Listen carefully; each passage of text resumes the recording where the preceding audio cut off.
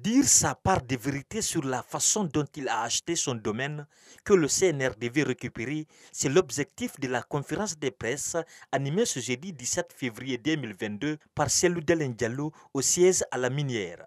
Revenant sur le processus d'acquisition du domaine, le leader de l'UFDG précise. Voilà la lettre que Formon m'a envoyée pour me dire de verser le montant de 406 millions à l'ordre du patrimoine bâti public. J'ai attendu, me dit, c'est la lettre que je t'ai eue parce que c'est le résultat de l'expertise, mais tu vas avec le président, tu me dis, ou bien tu me dis combien tu peux payer, je vais aller voir le président. J'ai estimé que si je dois acheter, je préfère acheter au prix du marché.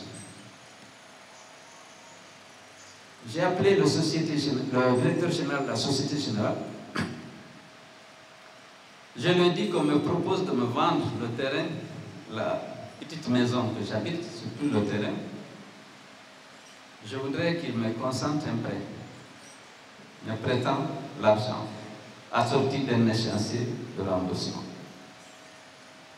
Voilà nos deux signatures, Société Générale, Cellou Dalein Diallo. L'ancien Premier ministre de Lansana Conté brandit des documents qui justifient qu'il a légalement acquis ce domaine. Un décret.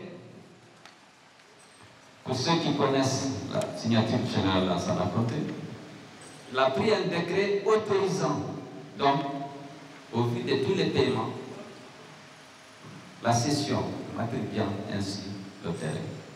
Encore une fois, au prix du marché. Ma charité, il m'a dit que tu es riche, hein? J'ai vu que tu as tout payé. J'ai dit non, président, c'est la banque qui m'a prêté l'argent. Bon, au vu de ça, cette quittance, une copie m'est revenue, une copie est allée à la conservation foncière pour prouver que j'ai payé. Ils ont fait donc la mutation pour transférer le terrain et la maison à moi. Un titre foncier a été donc émis, le titre foncier là, la copie.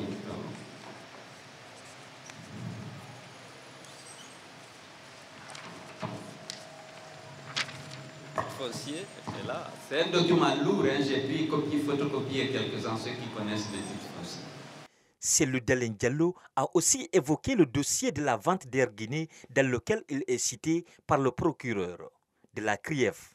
Un dossier a été présenté au Conseil de ministres qui a approuvé la privatisation de Air Guinée. Lorsque le président, moi, m'a appelé, je le trouve avec El Hadj Mamadou Sylla. Il m'a dit, vous êtes en train de vendre mon avion?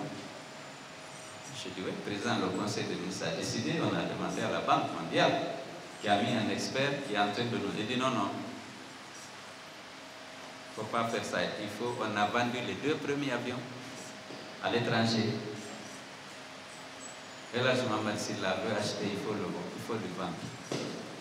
Je me suis opposé tout de suite devant Mamadou Sylla qui a témoigné.